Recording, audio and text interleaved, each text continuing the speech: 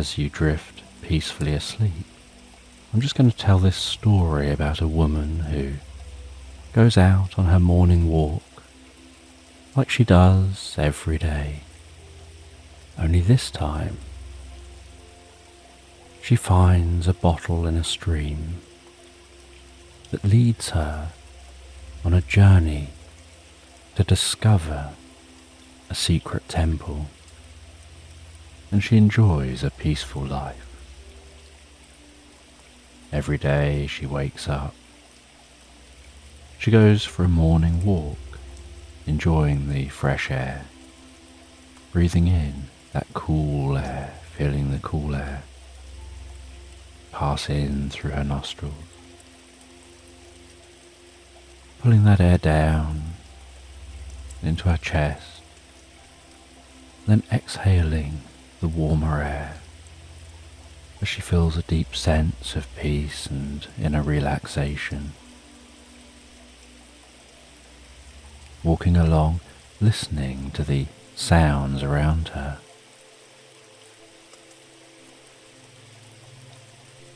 Listening to sounds of birdsong coming from the trees and the hedgerows.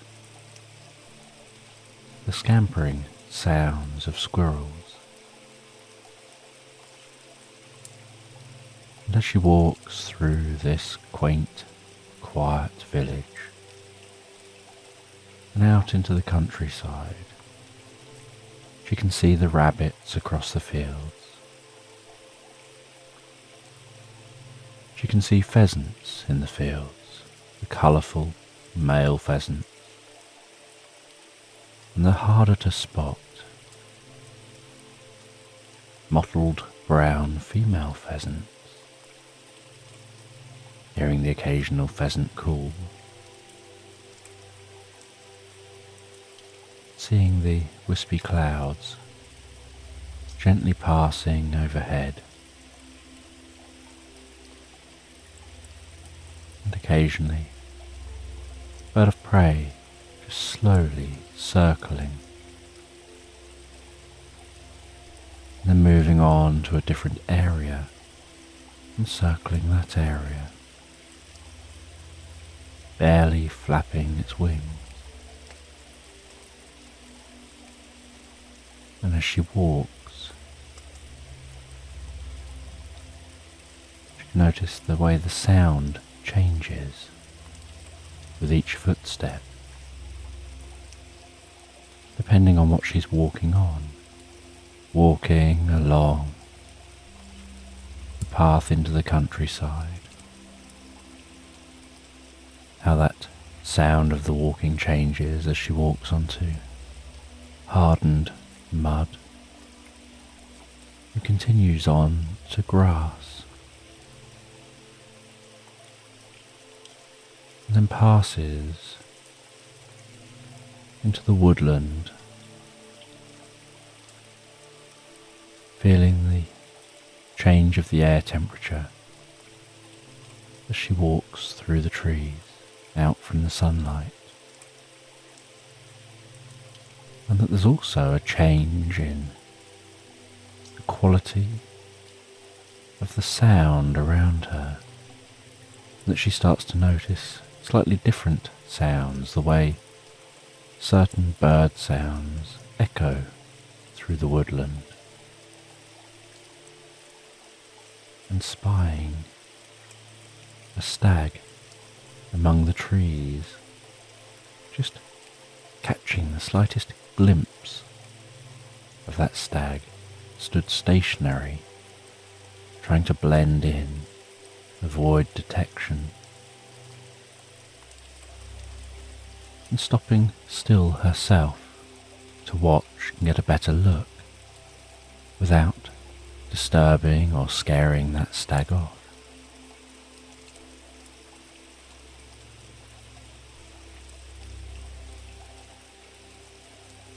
And then, as the stag just gently walks deeper into the woodland, the woman continues to follow her path.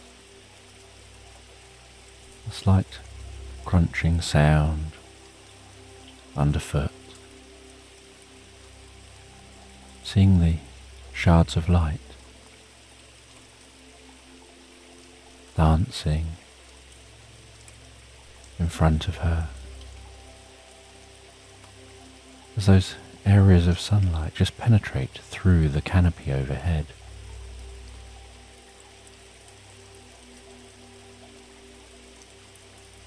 And every day she goes on this morning walk.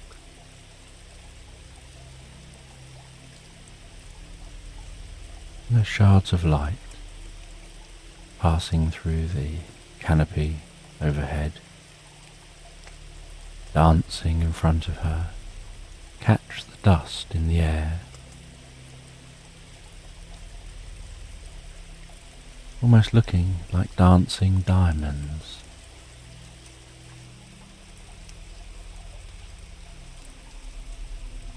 And while walking through those shards of light, she can feel the slight temperature change, especially on her face, as the light passes across her cheek.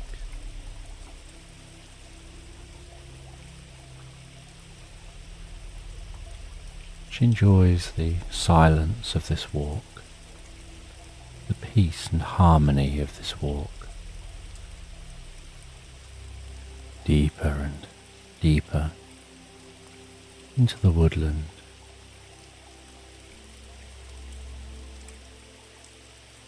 And after some time, she begins to hear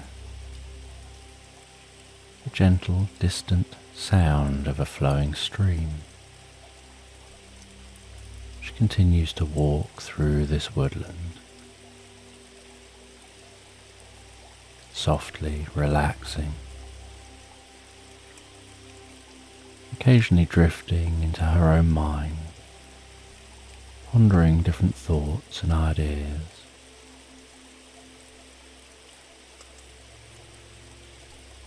As the woodland begins to slant downhill slightly, she follows this woodland down that hill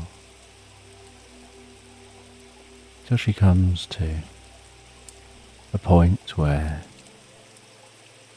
the gently trickling stream comes alongside where she's walking,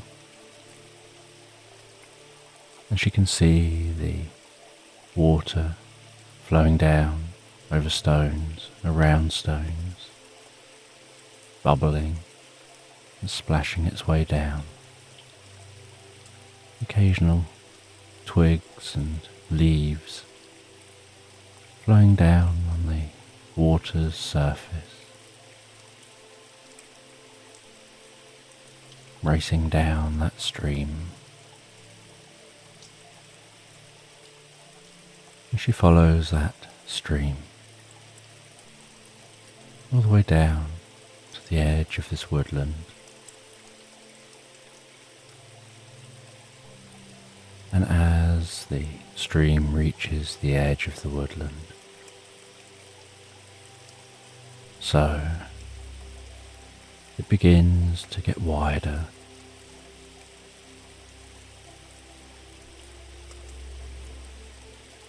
and begins to get softer and calmer.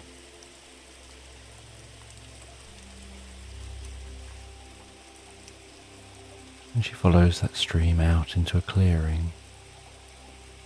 In this clearing, there's a meadow of wildflowers where she can see bees and butterflies working away in the meadow, tootling along from plant to plant.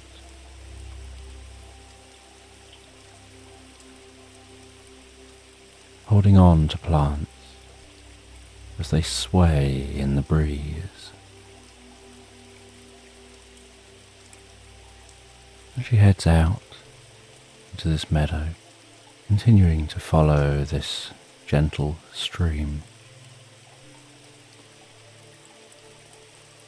and heads to a tree trunk alongside the stream. Takes a moment to sit on that tree trunk.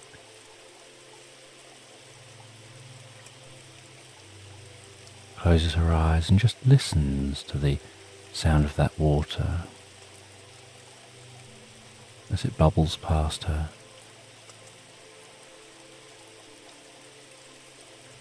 Smelling the fresh water smell.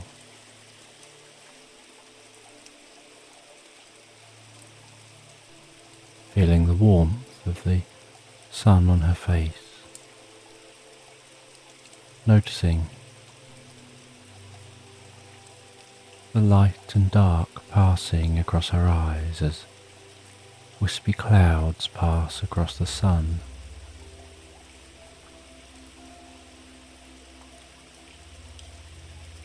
Feeling the warmth of that morning sun.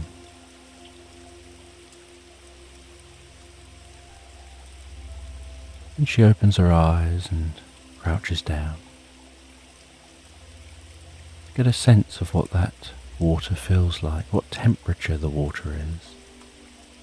She touches the surface of the water with her fingertips, just passing them gently through the surface of the water, and she can feel that water as it rushes around her fingers, rushes through her fingers, almost a tickle touch feeling through and around her fingers.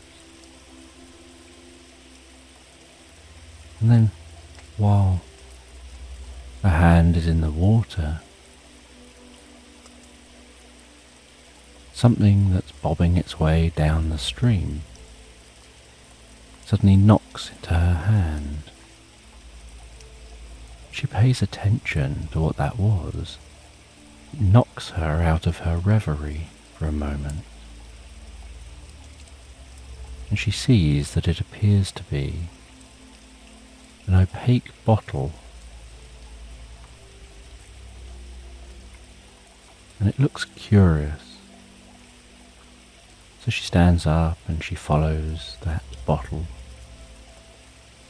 walking fast along the edge of the stream to catch up with where the bottle is. Comes alongside that bottle and watches for a while as she walks alongside it, and it continues bobbing its way down the stream.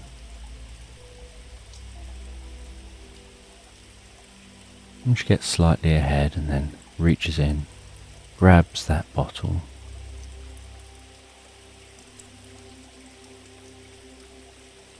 she goes back to that trunk, sits down on the trunk.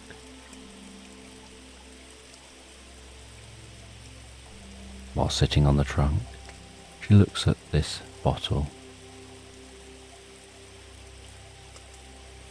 And the bottle is broad enough that her thumb and fingers don't meet while she holds it. And she twists that bottle around and looks at the base of the bottle. And she can't see into the bottle, but she notices the base is indented,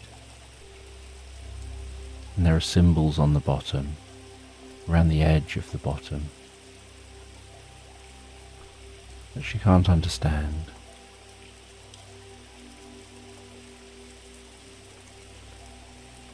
And she thinks to herself she'll try and do a bit of a Sherlock Holmes.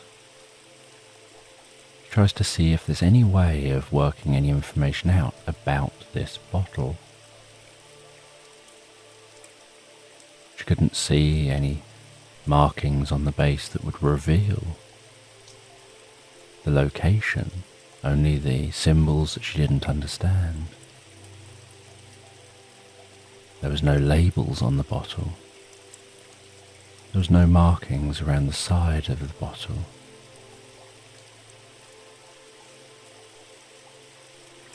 The top of the bottle had a cork in it.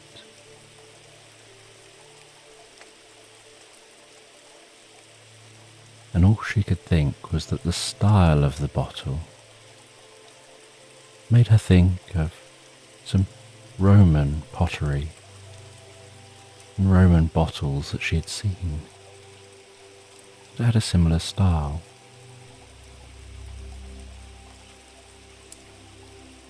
But she wasn't sure if it could possibly be that old, because that would make it at least 1600 years old. And she wondered how it got into the stream. If it was that old, it would have somehow had to be dislodged or somehow made it into the flowing stream. She thinks to herself it makes more sense that perhaps someone was just littering and just threw the bottle away.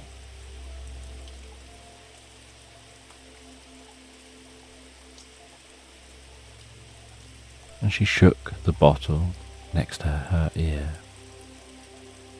and couldn't hear anything in the bottle, no movement at all. She tipped the bottle upside down and up the right way and upside down and up the right way. It didn't feel like there was anything in it moving, no liquid, no objects, because if there was, the weight would have displaced and moved as she moved the bottle. And she wondered if it was an empty bottle, how was it corked? Did someone manage to just squeeze this cork into the bottle? What would be the purpose of someone doing that to an empty bottle?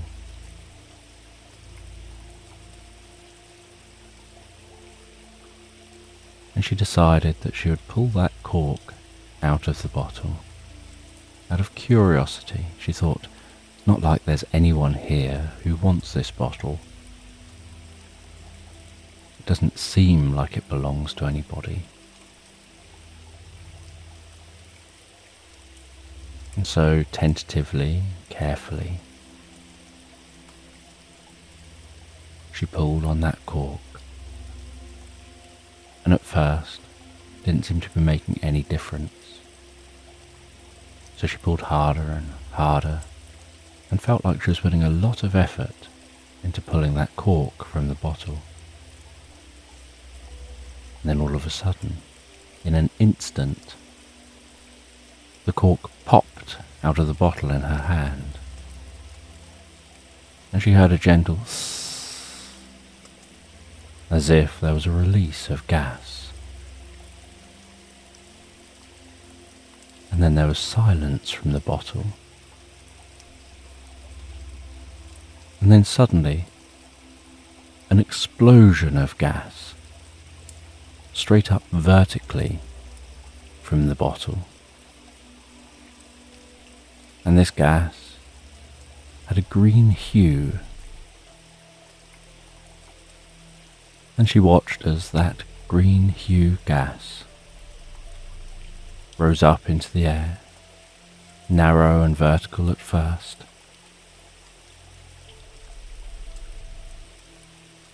and then spread out,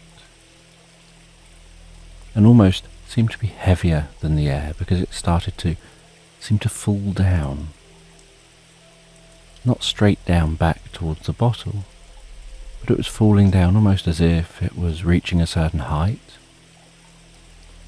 and then just falling down alongside the bottle. And she could see it settling onto the tree trunk beside her.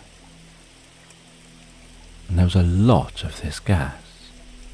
And as this green gas was touching the tree trunk, so it was like green dust or green dusty paint touching the trunk. It was looking like it was starting to stain that trunk.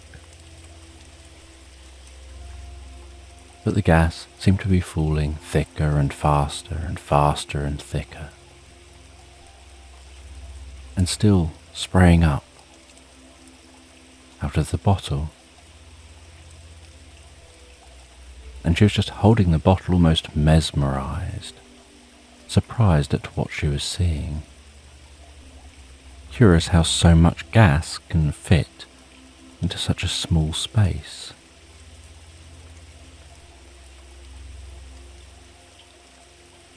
and that green gas was thickening alongside her and seemed to be growing, almost as if it was creating a stain on the tree trunk, and that stain was getting thicker and thicker, like building up dust over time. And after some time, she noticed that it wasn't just dusty gas from this bottle settling randomly beside her. It seemed to be settling with some kind of order. And this dust continued to settle, getting thicker and thicker. And as this dust settled thicker and thicker beside her,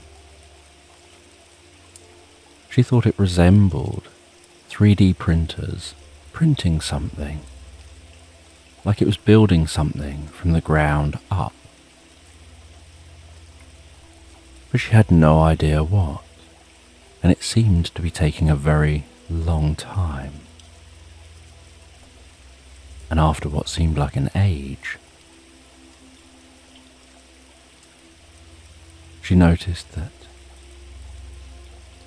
this green dust had been building on the grass in front of the trunk as well,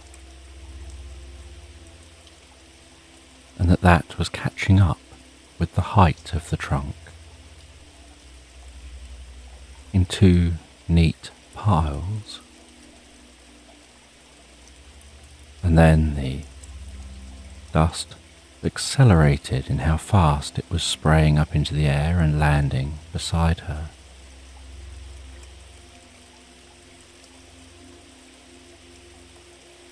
And it started to get more chaotic to see exactly what was going on.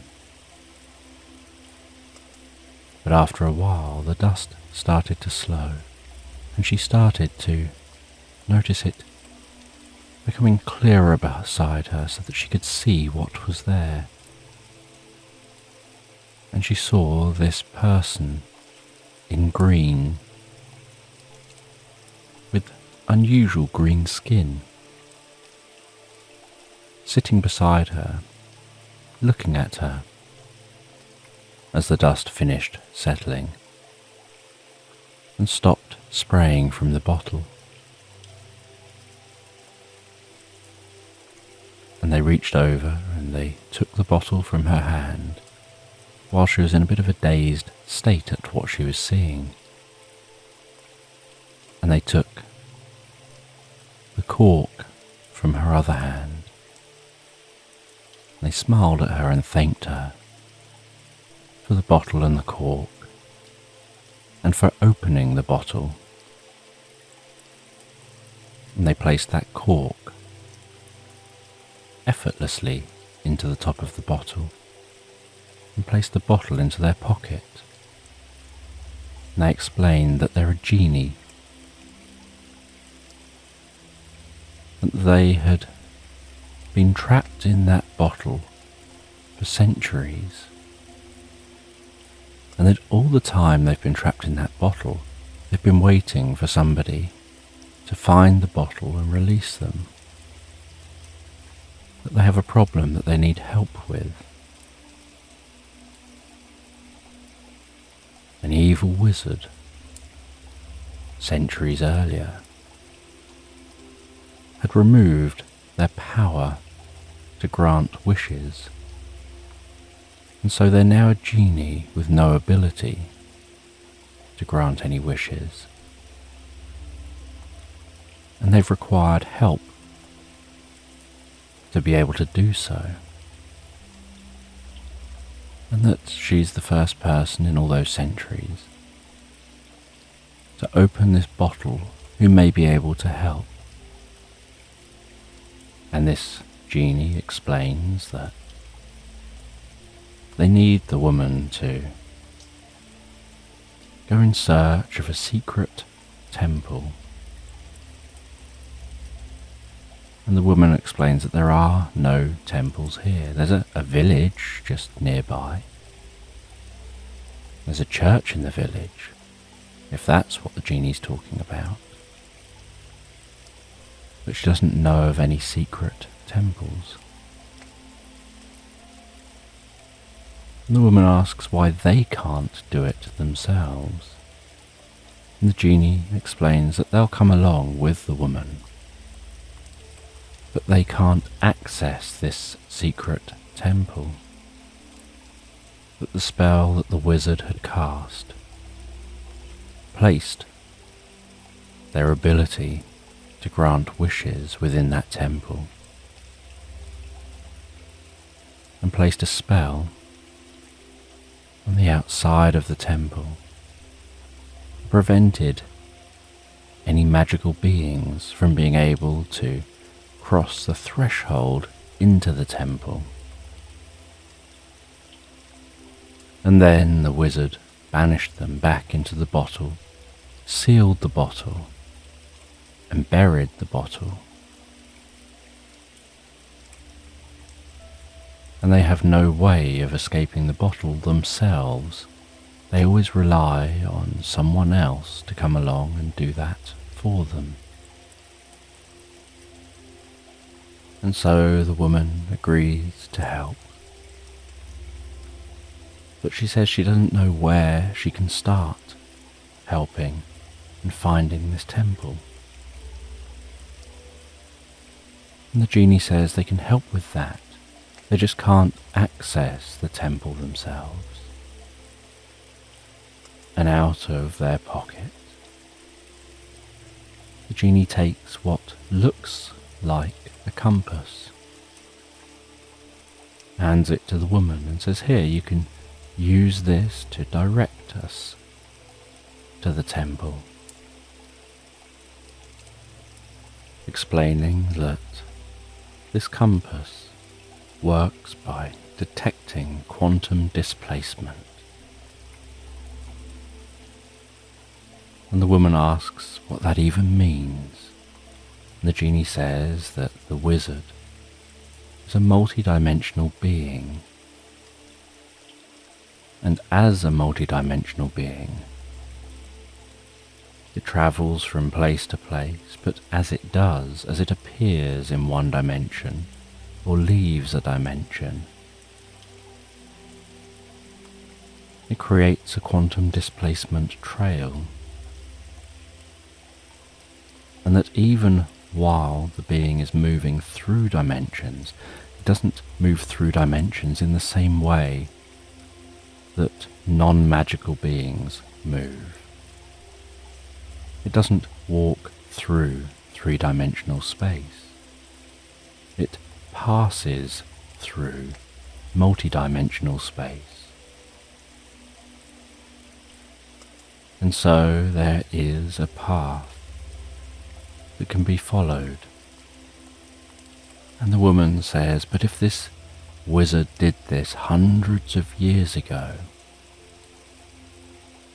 what are the chances of that being here in this location, and this secret temple being anywhere nearby?" And the genie explains that the residual traces of the quantum displacement will last for thousands of years. Even just the subtle traces are enough for this compass to detect and illuminate, and that the only way their bottle could have been found here is if it somehow had dislodged and fallen into the water or passed into the water to then be found. So the bottle must have been buried somewhere near this water. And the woman turned on the compass by pressing a button on the side, and as she turned on the compass, so she saw a pulse of blue light emanate in all directions from the compass. And as the blue light dissipated, so it left trails that she could see, like the faint lines of dissipating contrails from aeroplanes. And then as the trails were fading, there was another pulse of blue light from the device that dissipated but left the hint of those trails. And at regular intervals this device kept pulsing, and the genie explained that these trails are the trails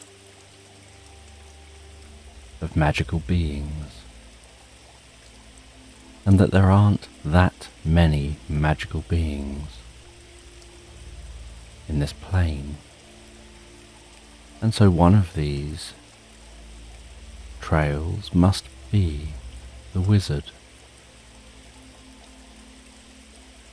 And at first they follow back along the stream, head back into that woodland. But this time, instead of the woman following the path she had followed before,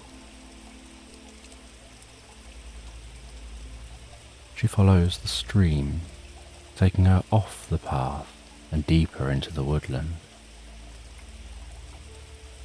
And she finds her way all the way to the source of this stream, and can see that it starts with a pool of water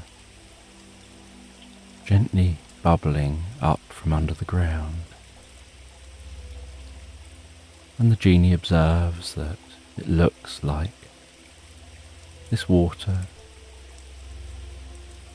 has perhaps eroded away some of the ground beneath it, where it's bubbling up from, and that a bottle being buoyant means that once it was eroded into the water, it would eventually find its way to the hole that leads to the surface and pop up through that hole and then just flow down with the water.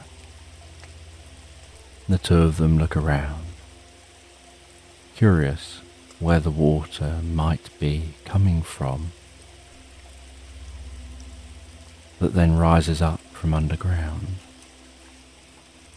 There are some nearby hills, and so they assume that somewhere just beneath their feet is probably a hollow area, an area that this water is slowly eroding. Maybe a cave full of water. And the tracking device pulses, and there's just a single trail a little way away. And the genie says, I bet that that is the wizard's trail. It's the only trail here. And it's near where the bottle found its way to the surface. So perhaps the bottle was buried somewhere over there. And the trail looked very muddy at that one point. And the genie said that that would make sense because the wizard would have been on that spot for quite some time, moving around. And the woman asked, does the genie not leave a trail? And they said that although they are a magical being, they're a different class of magical being. They disappear and reappear in a very different way. They don't have to walk through time and dimensions. And they explained about how they operate as genies.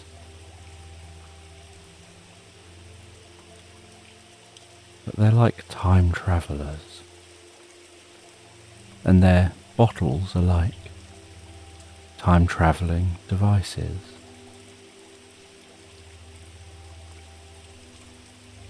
Though the bottle may seem small, but a whole world is contained within a genie's bottle.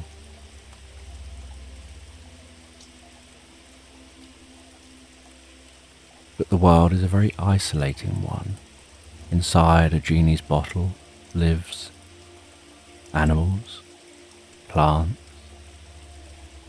but only one genie, only one of their life form per bottle.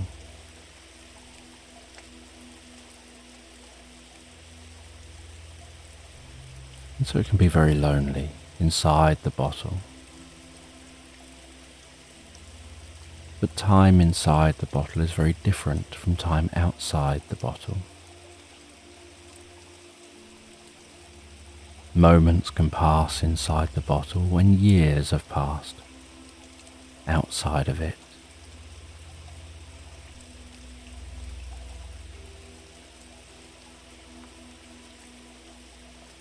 And when genies are out of a bottle, they can get themselves back into the bottle. And when they're out of the bottle,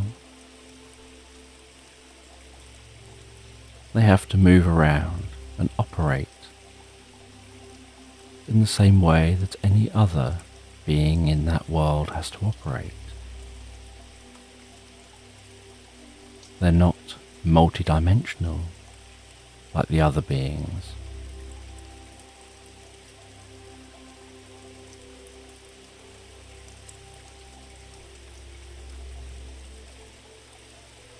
And they explain that they can't get themselves out of the bottle. So once they're in the bottle, they're trapped in the bottle until someone frees them. And the woman talks to the genie about that sounding like a very lonely life. Why on earth would they ever put themselves in the bottle? And as they were having this conversation, they were walking out of the woodland across the meadow, following that faint blue path likely left by the wizard, which is revealed with every pulse of the device. And the genie explains that the role of a genie is that you're born into existence through magic.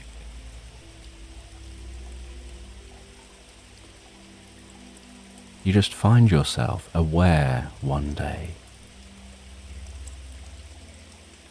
There's no knowledge of where you came from. You're just suddenly there and aware. And you're in this world that's so incredibly beautiful.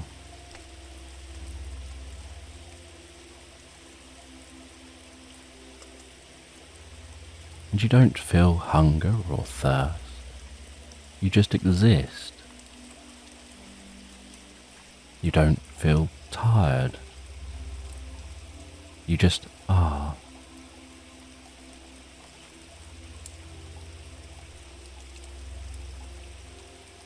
And in your mind, you just have certain instinctive, innate knowledge. So no knowledge of where you came from, how you sprung into being. But you're aware, with instinctive knowledge, that you're in a world created and designed for you. And you're aware that you're in a world with a purpose, with destiny, and that your destiny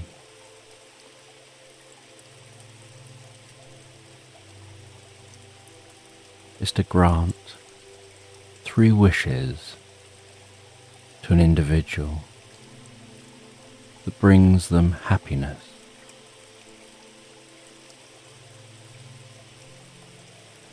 And passes something positive on to their life,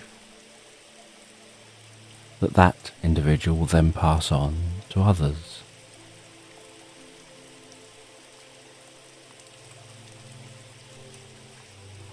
And your role is kind of as a guide.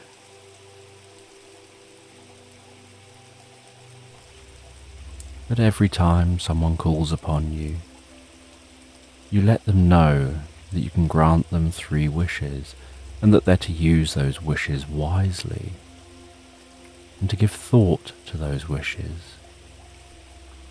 And you grant those wishes honestly, exactly as they were asked.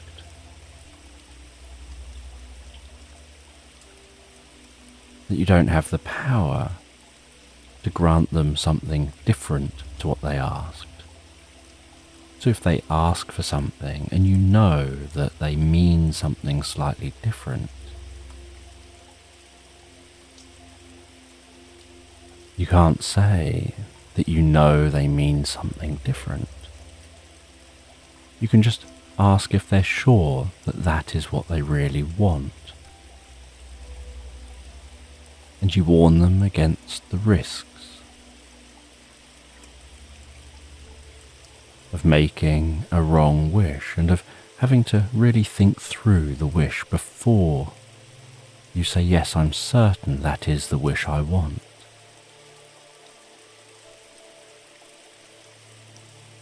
And then when you click your fingers as a genie, the exact wish they asked for is what is granted.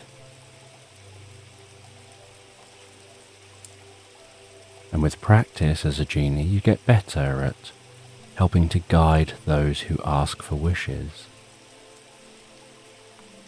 But it is once you manage to grant 3 wishes for somebody,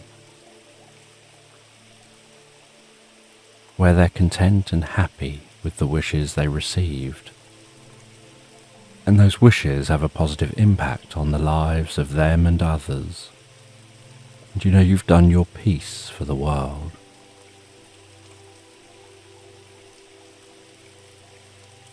It is only at that point that you stop disappearing back into the bottle and instead get to ascend to a higher land, to a higher dimension. Every time you grant wishes, where the wishes don't work out positively and they make the person's life worse in some way, there's nothing you can do about that. But at the end of granting the 3 wishes, you instantly disappear back into the bottle, and it doesn't matter how much that person tries to open the lid of the bottle, tries to pull that cork out. Even if they succeeded in pulling the cork out, nothing happens.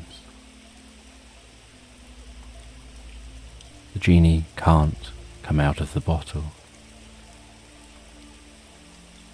because they can't come back to grant any more wishes for that person. And if the wish turned out negatively for them, then they had consequences from that. And it can take a very long time to find that person clicks their fingers and wishes for the right things, freeing the genie permanently.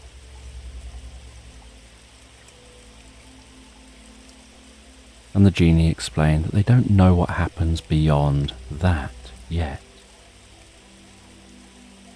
They're just guided instinctively by the behaviours they have to do, the role they have to play.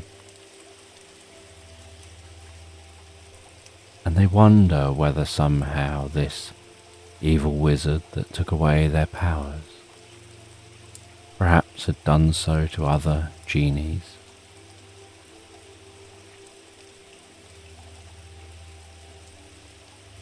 And maybe was trying to prevent something in some way from happening.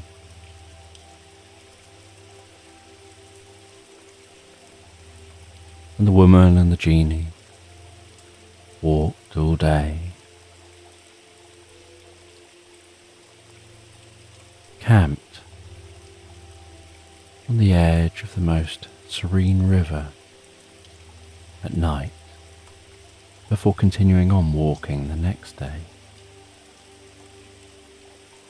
The device constantly pulsing, revealing the path they needed to follow. Until eventually they came to a hill, an unassuming hill in the middle of the countryside. And it wasn't a hill the woman was wholly unfamiliar with, but to the woman this was just a regular hill, perhaps 30 miles from the town that she lived in. It wasn't particularly spectacular, and if she knew she was going to this hill, she could have got here a lot quicker, rather than walking all this way. But it appeared that the path was leading straight into the side of this hill. And so the genie said there must be a tunnel somewhere just in the side of the hill here, where that path is going. Maybe something has collapsed. Maybe it's all hidden here. And so the woman started looking around the hill, see if there was any way into this hill. She had never heard of any temple being here.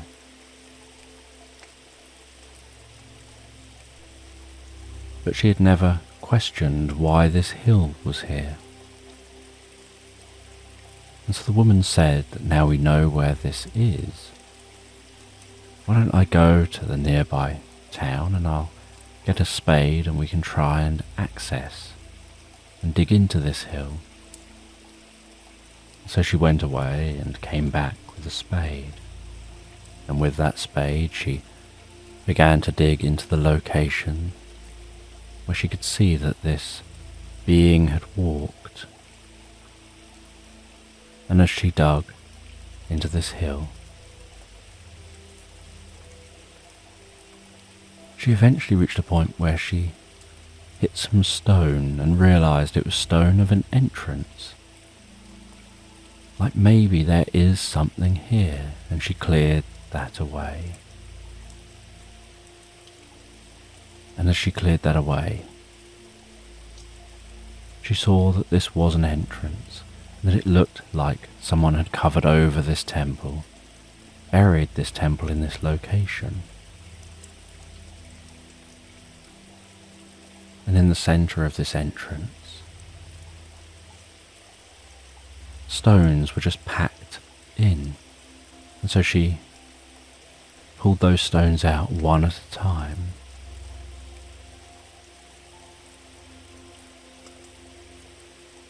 And after she'd pulled a mound of stones out, the entrance was clear,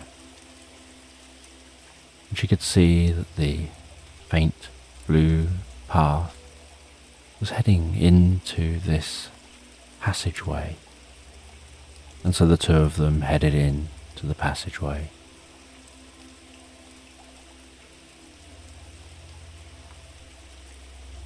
The woman holding a torch, slight echoing coming from the footsteps.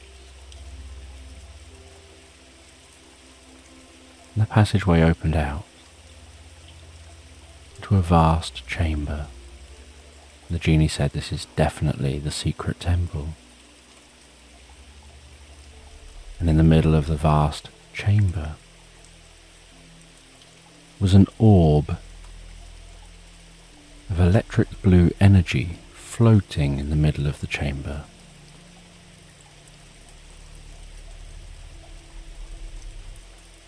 And the genie said that that orb of energy is what was stolen from me. And the woman was curious where the wizard now was. They'd gone to this effort of doing this, perhaps hundreds and hundreds of years ago. But would they really have just disappeared? And the genie said, maybe, with hundreds of years of me being buried and not returning, they thought they'd rid the genies from the land, stopped us being able to grant wishes. Maybe there are other genies this had happened to who are buried.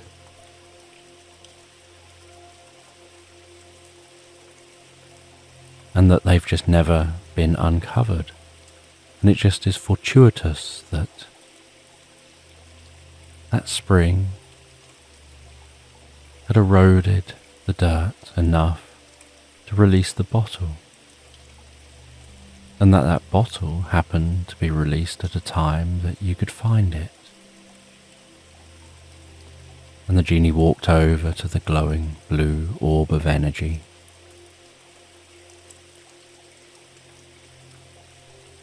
They reached their hand out, touching the orb, and the orb seemed to suddenly come to life and be absorbed into them. And the genie said they can feel their energy coming back.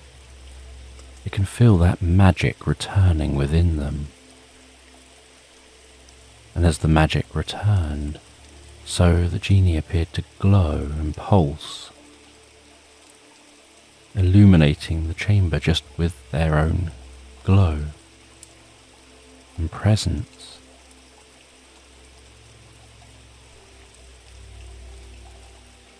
And they left this secret temple, and the two of them recovered up the entrance. And the woman said, "What now?" And the genie said, "Well, now you have 3 wishes." And the woman said, "But I don't want to make a mistake and say the wrong thing."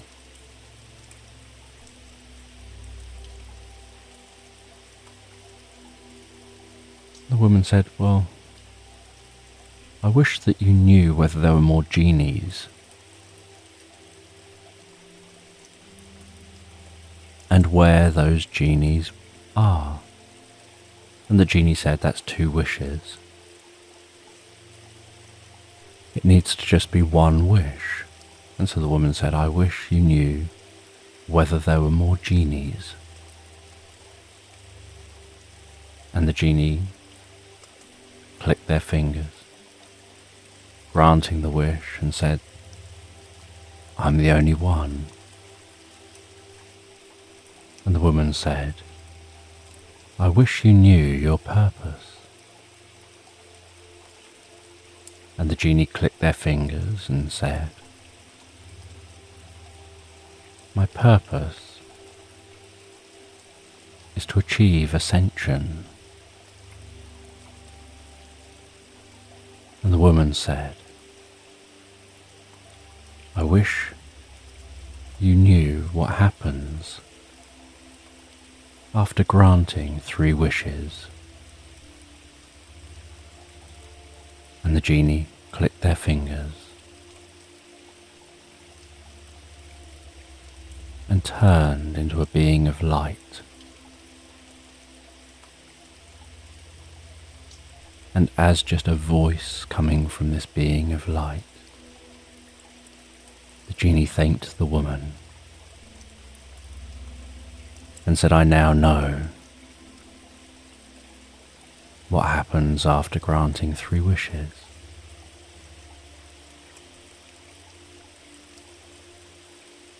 The genie explains that they now know everything. They pass through multiple planes of existence, and one of those planes of existence is on the physical realm.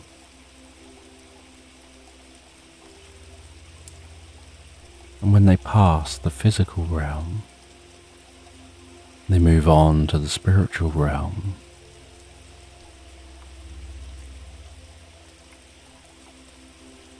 And that this is the highest realm to achieve.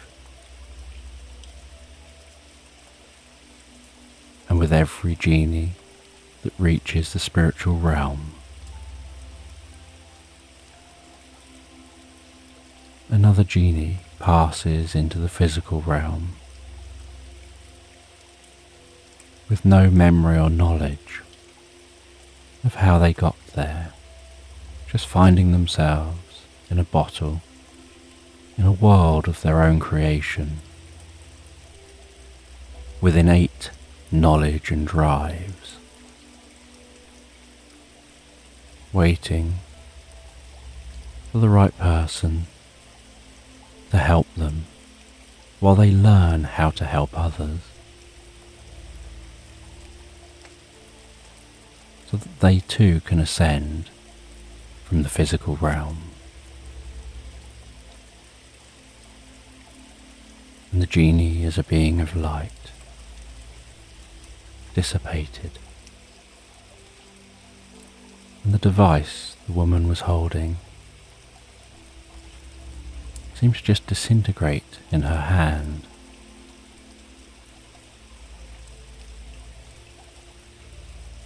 And she could no longer see the blue trails.